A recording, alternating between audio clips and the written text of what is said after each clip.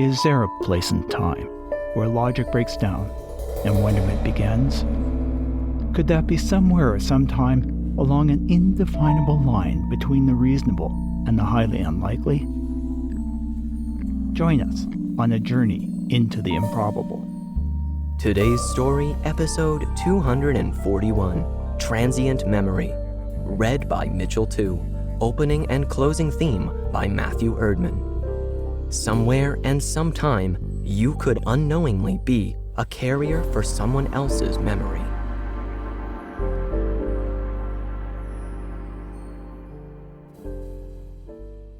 It's very chic. We don't often get things like that cap in here. It just came in yesterday, and for the price, well... The red-haired clerk, who looked as if she had just spontaneously erupted from one of the sales bins, trailed off and waited impatiently. Sten decided he wasn't going to complete the sentence for her. Well, it won't be here long, she finally added after an awkward moment of silence. The work crowd'll start coming around by 4 and it'll be gone. I guarantee it. Well, it's a bit too large and at the top of my budget. Could you drop the price a bit? Sten asked, but didn't want to push too hard or seem too eager to buy the cap. It was obvious the clerk didn't know what she had. It was priced high for Eve fabric with a dead battery, which was what she obviously thought it was, but way too low for a cap made of digital smart fabric, which Sten recognized the second he saw it through the window. It was weird to find such a rare and pricey thing in the window of an East End thrift shop. Sten knew the clerk didn't understand that one only had to wear the cap for a few hours to charge it through motion and body heat. The material, a recent commercialization of 20 years of research from MIT, had become sought after by celebrity early adopters, and as far as Sten knew, there were only a few dozen articles of clothing which had been made from it, and that one would show up in a thrift shop? How weird was that? But he wasn't going to argue with chance. Look, it's unique, the clerk explained. I'm not stupid. You could take it into a repair shop, replace the battery, and sell it for twice as much. Caps with e-displays are hot right now. Yeah, but if the circuitry is dead, Sten argued, it's just a bad-fitting used baseball cap. If you can't show that it works, it's a gamble, right?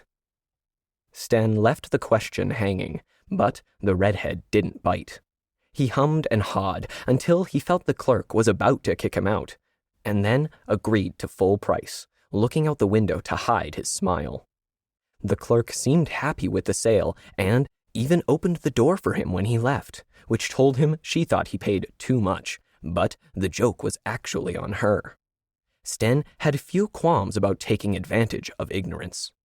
He waited until he got around the corner and out of sight of the store before he pulled the cap out of a crumpled paper bag and put it on. He admired his reflection in the window of a bankrupt cafe before heading back to work. Wow, nice baseball cap, Freya greeted as Sten strutted into the office. The walk and body heat had partially recharged the material, so the cap had automatically turned on. It swirled between bold herringbone, luminous brocade, and a subtle floral pattern. It just turned on by itself, Sten said, sitting down in his cubicle. It looks like a Valentino Zanini smart cap, Freya noted, then laughed. As if. It is, Sten boasted. At least, I'm pretty sure it is. Or it's a darn good knockoff. Believe it or not, I found it in a thrift shop on a side street near the tube station at lunch. The clerk thought it was a cheap e-cap with a broken battery. But if you look close, you can see the organic meshed wiring woven into the fabric.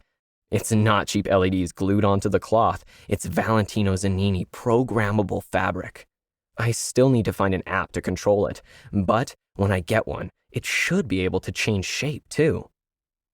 Freya gave Sten a disapproving stare. And it's probably worth more than a year's salary. How much did you pay for it? $200. Freya rolled her eyes in disgust.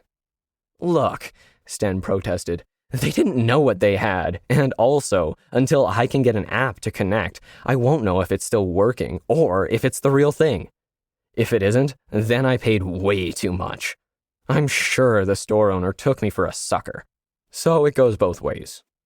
Yeah, for sure. Freya rolled her eyes again.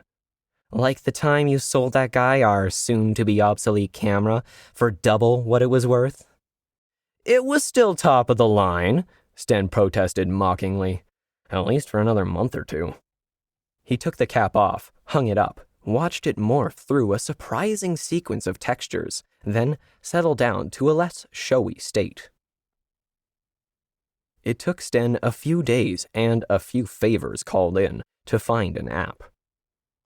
The software had been created by some anonymous coder whose claim to fame was hacking into all the Valentino Zanini smart fabric on the carpet at Cannes, coordinating the material's organic mesh display to spell out a protest about poverty and the concentration of wealth. Sten only vaguely remembered the incident. He compiled the source code, then side-loaded it into an old phone. After some configuration problems, he finally connected to the cap, and it proved to be more capable than he had imagined. Excited, Sten couldn't resist making and posting a couple of vids of himself wearing his new prize in Vegas mode. Next day on the way to work, he had the cap imitate cheap e-cloth so no one on the street would recognize it, then had it morph into a haute couture design he had seen on an awards show as he strutted into the office. Freya blocked his path. Aren't you taking this a bit over the top, Sten? I saw the videos you posted last night. What if the cap was stolen and someone is after it? Did you think about that? I checked on Valentino Zanini's website, Sten explained. All his smart caps are there and accounted for. Maybe it was a prototype or something, or maybe it's an expensive knockoff. But I don't know where they would have gotten the smart cloth from. Valentino has it specially woven for each cap. This thing has other functions too, like file storage and micro cameras. It's a walking AV production suite. Sten touched the brim, triggering it to record. That kind of tech is not haute couture, so I'm thinking it's custom made, and that's why it doesn't appear on their website. Still, how did it end up in a thrift shop? Freya questioned. I can't tell you what to do, Sten, but if I were you, I would try to find out. Maybe contact Valentino Zanini. One of their clients might be looking for it. Who knows? I'll think about it, Sten replied. Oh, and it's certainly not the first time you've told me what to do. He smiled insincerely and pushed past Freya to his cubicle. Later, at home after work, Sten watched the cat video he had surreptitiously taken of his encounter with Freya. Instead of celebrating his luck, she had managed to turn his find into a critique of his ethics, which irritated him to no end. He was in the process of copying the file, with the intent to post it to embarrass Freya, when he noticed another video in the cap's storage folder. Sten hesitated, briefly feeling that maybe he was being too voyeuristic if he watched it. However, his curiosity overcame his hesitation. He opened the video and hit play. At first, all he could make out was a shirt, standing so close its unique blue paisley pattern filled the screen. Q1 percentage dash star cap B lowercase k 4 right bracket $2 lowercase a 5, a woman's voice said, sounding stressed and hurried. Sten couldn't tell if it was the wearer or the person the camera was recording speaking. They repeated the sequence of letters and numbers, then the camera bounced as if there was a struggle. The other person, the one in the paisley shirt, suddenly lurched back out of the frame. There were curses muffled by rustling cloth, and something was sprayed on the lens, blurring the picture. The viewpoint seemed to pivot, and for an instant, Sten could see red hair, then the file abruptly ended. He played the video back several times, recording the sequence of numbers and letters on a piece of scrap paper. He looked at what he had written down and decided it might be a password. But to what? Sten wondered if the video was part of the sequence of events that had led the cap to end up in the thrift shop. Should he even care about that? He wasn't sure, but he also wasn't about to give up his fabulous find. Sten always caught the 7:15 on the district line and disembarked at Stephanie Green. He could recognize most of the other regular commuters to the point of knowing which stations they got on and off at. But the morning after he had watched the video, someone new appeared, wearing a beanie pulled down over her hair so you couldn't see its color. They got on behind him, then stood at the end of the car, reading something on their phone. He looked away and studied the woman's reflection in the window beside him. There was something familiar about her. Sten felt that he had seen her before in a different context, but he couldn't remember where. He could have sworn she briefly raised her phone to take a picture of him, but he couldn't be sure. When he switched his gaze back to the woman, she had already turned away. When Sten arrived home that day after work, he found two men in suits loitering around the entrance to his first-floor studio flat. One was sitting on the low brick wall in front of the neighbors, while the other pretended to poke at something on his cell phone. The man sitting on the wall looked up as Sten approached. "Sten Magnuson?" he asked, then pulled out an official-looking badge. "I'm Senior Operative Devon, and this is Assistant Operative Evans. We just want to have a few words with you." "Me?" Sten questioned, taken aback. "Why?" "Can we talk inside? It will only take a minute," Operative Devon suggested. Sten's blood ran cold. Maybe Freya had been right. Maybe he should have come clean and taken the cap back. Assuming he had no choice, Sten led the men up the short sidewalk to his flat and let them in. The assistant started nosing around while Devon sat down at Sten's modest kitchen table as if he already knew the place and encouraged Sten to do the same. He intentionally laid his ID down on the table so Sten could read it. "I'm confused," Sten said nervously, studying the badge. "Internal Security Service? I'm a data entry clerk at a marketing company. How does that involve state security?"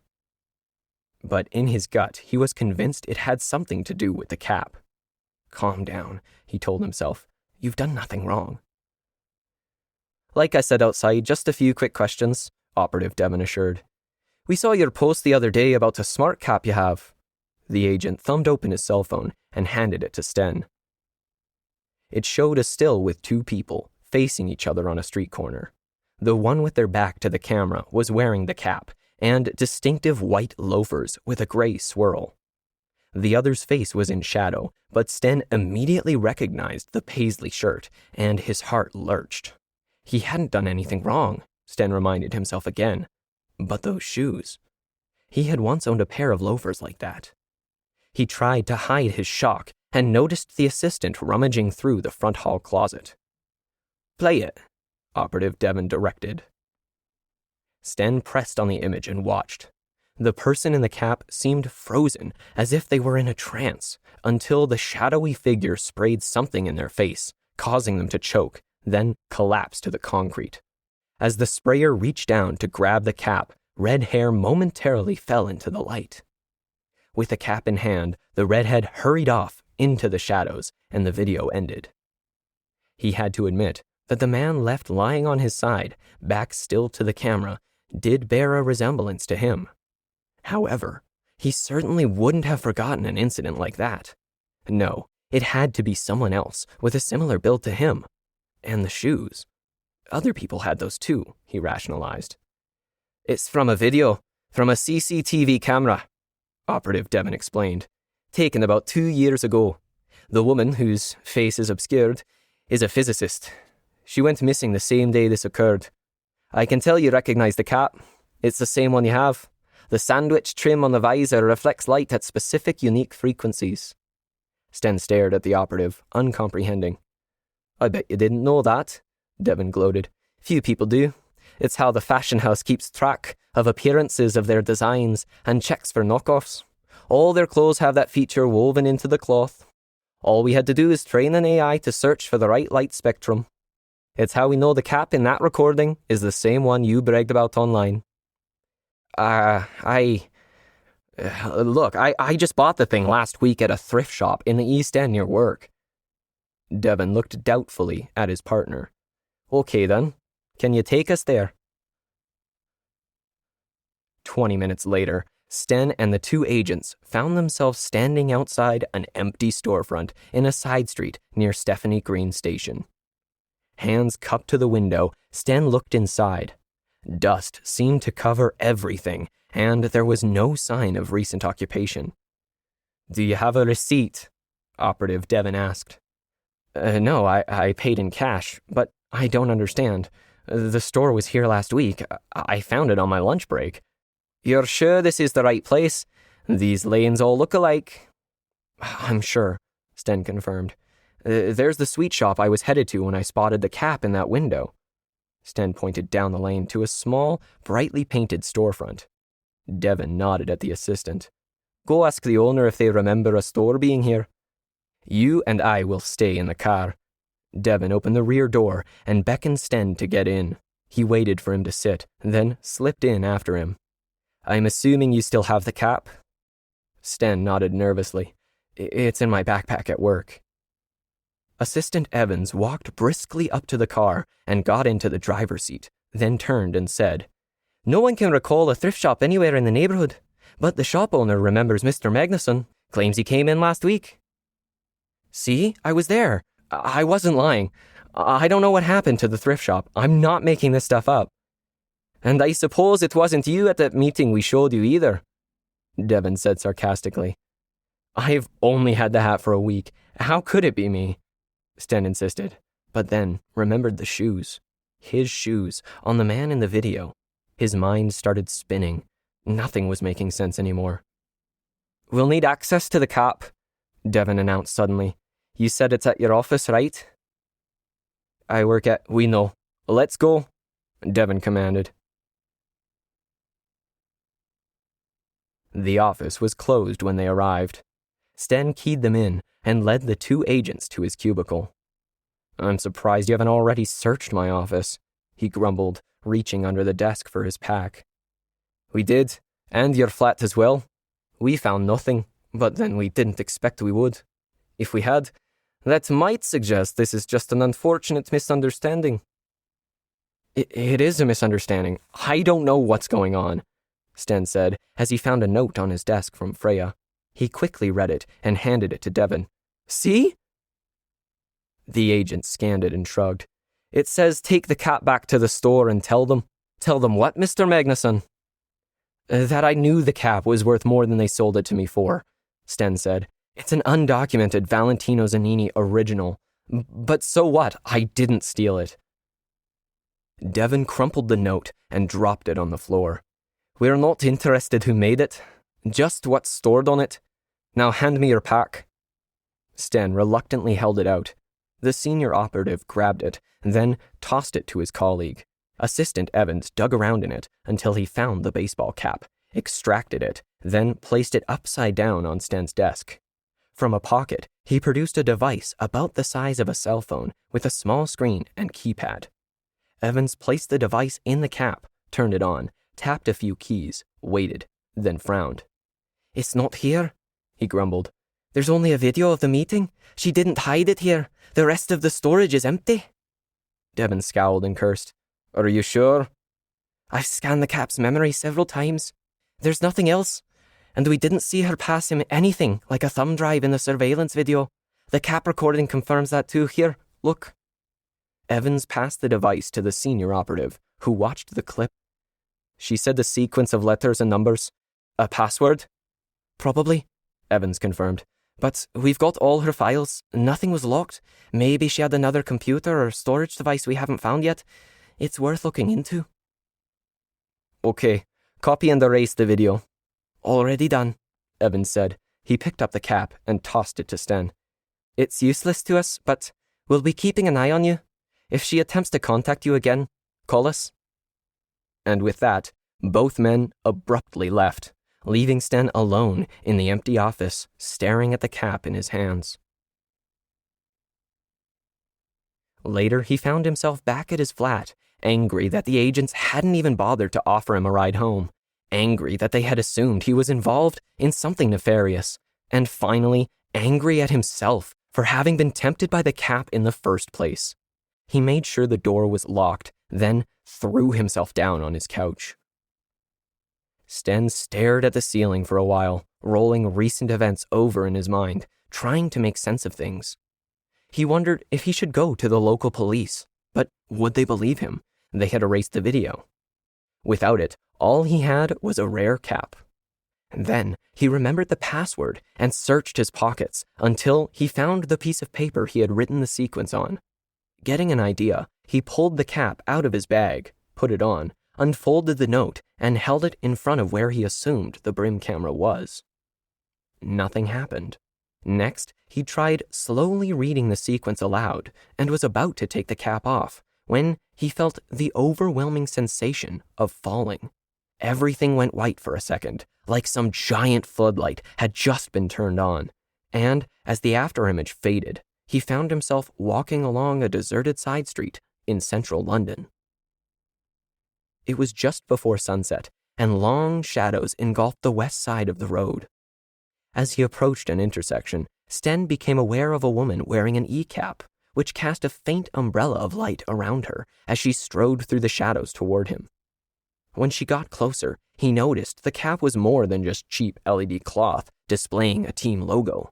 Its flowing colors and abstract patterns marked it as something very different, something he'd only have expected on a runway or red carpet. He was sure it was a Valentino Zanini, very rare and very expensive, so he couldn't help himself. "Excuse me, is that—" The woman stopped abruptly and completed his sentence. "Smart fabric. Not many people would have noticed that." They stood on the sidewalk and talked about digital cloth for a few minutes. Then the woman did something unexpected and offered to let Sten try on the cap so he could take a selfie to impress his friends. She plunked it down on his head before he could object, and a deluge of images and memories poured into his mind. He gasped and tried to take the cap off, but it constricted, and the woman held it in place until he stopped struggling. Sten's mind was overwhelmed with thoughts and information he intuitively knew was dangerous to have. "It's more than a high-tech haute couture fashion statement," the woman, still pressing the cap onto his head, explained before moving her arm away. "It can move ideas and memories between people. I need you to hold these for a while." She touched the cap's brim, then recited a sequence of letters and numbers while Sten stood frozen in place, in shock. The flood of ideas stopped, then receded out of his reach into his unconsciousness. Sten struggled to protest, but before his shell-shocked brain could assemble a coherent sentence, the woman pulled a small cylinder from a pocket and sprayed something in his face. "Forget," she commanded. Then Sten blanked out. It had been a random meeting, he realized, as he recovered from the memory. If only he had ignored the woman. There was a knock at the door, interrupting his sudden insight. Thinking it was his new Secret Service pals, he decided to ignore it and hope they'd go away. Remote authorization confirmed. Uploading. The voice, he realized, was coming from the cap, which he had forgotten to take off. He grabbed its brim, but the cap constricted around his skull so hard it felt like it would crush his head. He removed his hand, and the cap let up. It wasn't going to let him take it off. 47%, the cap informed him, and Sten realized the knowledge he had just unlocked was evaporating like a quickly fading dream. He tried to concentrate so he could remember, but it was a losing battle. Then it suddenly struck him. The cap was taking the knowledge back. Before he could process the idea any further, he heard the front door click, and it swung open, revealing a red-haired woman. Sten immediately recognized her. She was the woman from the thrift shop, the train, and the security video. She walked in as if she owned the place and smiled. "You should really replace that outdated lockpad. It's way too easy to hack. I'm here from my cap." "Transfer complete," the cap whispered, loud enough for the woman to hear, and released its grip on Sten's skull. She moved across the room faster than Sten thought humanly possible, produced a thin metal cylinder and sprayed its contents in Sten's face. Thanks for keeping my data safe. Now, forget. Sten woke on the floor of his flat, feeling like he had been out on an all-night bender. What had he been doing? He couldn't remember.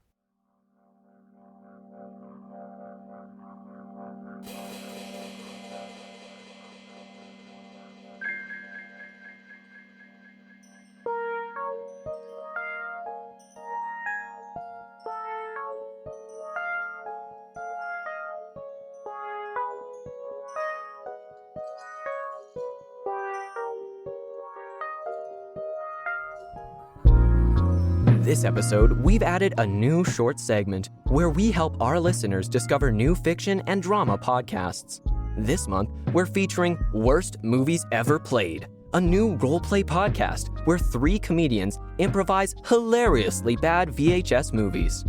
Please head over and check them out at starburns.audio/podcasts/worst movies ever played. Makeshift Stories is a proud member of the Alberta Podcast Network, locally grown, community supported. To get other great APN podcasts, head over to albertapodcastnetwork.com, where you'll find Scam Time. Join hosts Stephanie Wolf and Karen Johnson-Diamond as they gasp and giggle over the topic of frauds and phonies in this true crime comedy podcast. This episode of Makeshift Stories is brought to you by ATB Financial. At ATB, we make banking work for you by offering both expert and practical advice in saving, budgeting, and paying off debt. And though your financial situation and the economy may change over time, you can be confident that your money is safe and secure with ATB. We have a history of doing what's right for our clients, especially when times are tough, because ATB was built to help Albertans. For more information, visit atb.com. This episode of Makeshift Stories is also brought to you by Taproot Edmonton, which is on a mission to inform you about your city. Want to get a handle on Edmonton's growing innovation scene? Take a listen to Bloom, Taproot's newest podcast. Each week, hosts Karen Unland and Faiza Ramji will discuss the latest developments in efforts to solve new problems and diversity in the economy. Find Bloom wherever you listen to podcasts or visit bloom.taprootedmonton.com. Makeshift Stories is released around the beginning and middle of the month. This month's story was written by Alan V. Hare and read by Mitchell Tu. Opening and closing themes were composed and recorded by Matthew Erdman. Audio production by Spatialized Audio. If you'd like to connect with us, please send an email to makeshiftstories@gmail.com or visit our website at makeshiftstories.com. Links to both are in the show notes. You can help us out by getting your friends to subscribe or follow wherever they listen to audio. Makeshift Stories is released under a Creative Commons non-commercial attribution no derivative license, which means you are free to share our stories. Just remember to credit us and don't alter anything.